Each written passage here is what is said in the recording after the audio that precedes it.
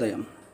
Global బెతేనియా Calvary ministry తరపున ఈ పునరుద్ధాన దినమయందు మరొకసారి మీ అందరితో కూడా కలుసుకుని దేవుని యొక్క పరిశుద్ధమైన మాటలు ధ్యానించడానికి దేవుడు నాకు ఇచ్చిన మధురమైన అవకాశాన్ని బట్టి నేను దేవునికి ప్రత్యేకమైన వందనాలు తెలియజేస్తున్నాను.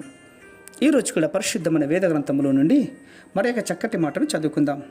మత్తయి సువార్త 12వ అధ్యాయము 34వ వచనాన్ని నేను చదువుతున్నాను. దయచేసి గమనించండి. మత్తయి సువార్త 12వ అధ్యాయము 34వ వచనము. సర్ప సంతానమా, మీరు చెడ్డవారయుండి ఎలాగూ మంచి మాటలు పలకగలరు? హృదయమందు నిండియుండు మాటలను బట్టి దానిని బట్టి నోరు మాట్లాడను కదా. దేవునికి స్తోత్రం కలుగునుగాక. అవును ప్రియమైనటువంటి వారులారా, మంచి మాటలు పలకనటువంటి యొక్క వారిని గురించి సర్ప సంతానమా అని, చెడ్డవారా అని దేవుడు మనల్ని బట్టి దేవుడు మాట్లాడుతున్నాడు. అంతేకాదు, హృదయంలో నిండి ఉన్నటువంటి దాన్ని బట్టే కదా ఒకరికొకరు మాట్లాడుకుంటున్నారు అన్నటువంటి మాటను కూడా బయలుపరుస్తుంటున్నాడు.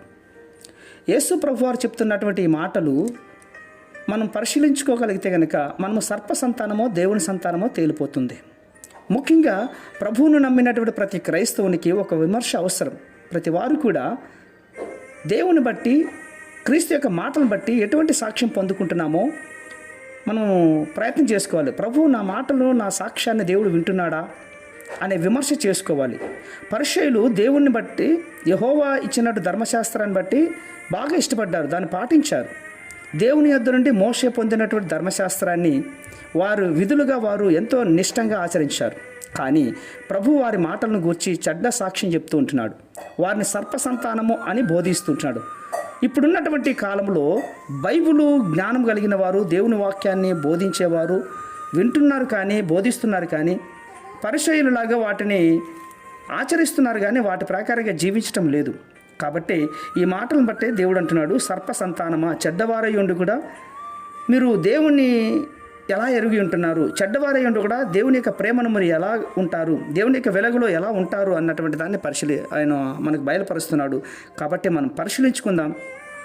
మనము సర్ప సంతానమో క్రైస్తవ సంతానమో ఎలా ఉంటున్నామో మనం తెలుసుకోవాలంటే నిజంగా దేవుని మీద ఆధారపడిన వారమై, దేవుని బిడ్డలు అనబడిన వారమని మనము దేవుని యొక్క సంఘానికి తప్పనిసరిగా వెళ్ళి మన హృదయం దేవునికి అప్పగించుకొని మనం ఏమై ఉన్నామో తెలుసుకొని ప్రార్థించుకోవడానికి ప్రయత్నం చేయాలి. అప్పుడే మనం ఎవరో తేలిపోతుంది. అట్టి కృప దేవుడు మనకందరికీ కూడా అనుగ్రహించునుగాక.